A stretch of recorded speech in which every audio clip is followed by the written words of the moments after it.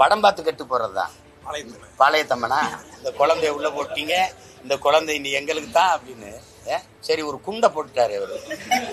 இருக்காதியா ஒரு 10 நாள் ஒரு வெடிக்கும் போது இல்ல போட்டீங்க குண்டு எங்களுக்கு தான், நீங்க போங்கன்னு சொன்னீங்கன்னா ஐயோ கால கொடுமை.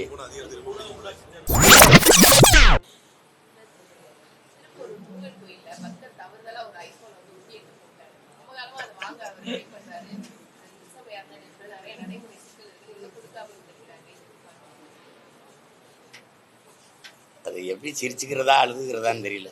ஒருவேளை எங்க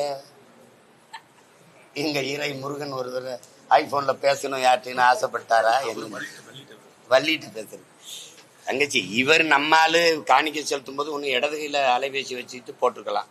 சரி போட்டாரு, அதை எடுத்து அவரு அலைபேசி தானே உறுதி இருந்து கொடுத்து விட்டுருக்கணும்.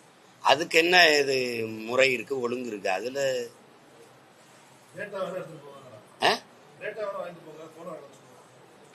யாருக்கு வச்சு என்ன பண்ண போறாங்க? வித்து உண்டியில காசா போட்டுருவாங்களா? இல்ல என்ன பண்ணுவாங்கன்னு இருக்குல்ல சட்டம். திருப்பூர் முருகன் கோயிலுக்குன்னு தனி சட்டம் இருக்கா? படம் பார்த்து கெட்டு போறதுதான் பாளையத்தம்மனா. இந்த குழந்தைய உள்ள போட்டீங்க, இந்த குழந்தை இனி எங்களுக்கு தான் அப்படின்னு. சரி, ஒரு குண்டை போட்டுட்டாரு அவரு.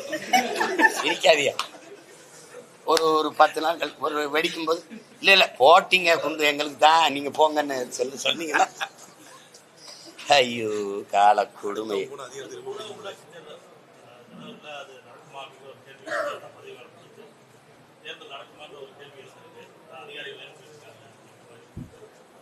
இதுல எனக்கு ஒன்றும் பெரிய ஆர்வம் இல்லை. ஆனால் நடந்தா நாங்க போட்டிடுவோம், அவ்வளவுதான் சொல்ல முடியும்.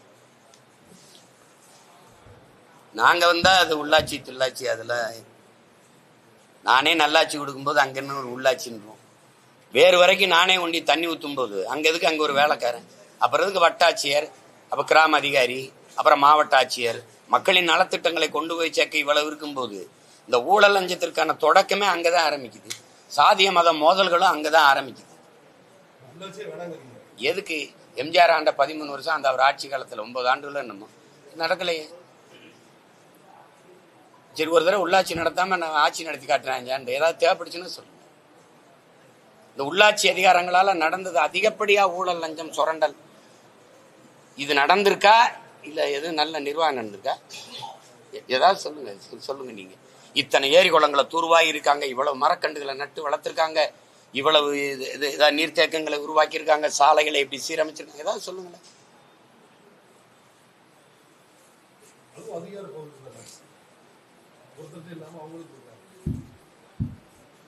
அதான் வேறு வரைக்கும் போய் கொள்ளையடிக்கிறது. அப்புறம் எதுக்கு மாவட்ட ஆட்சியர் வச்சிருக்கீங்க? வட்டாட்சியர் எது இருக்கு? VO1 போட்டிருக்கீங்களா? கிராம அதிகாரிகள் அவங்கெல்லாம் அதுக்கு ஒரு கொடுமை.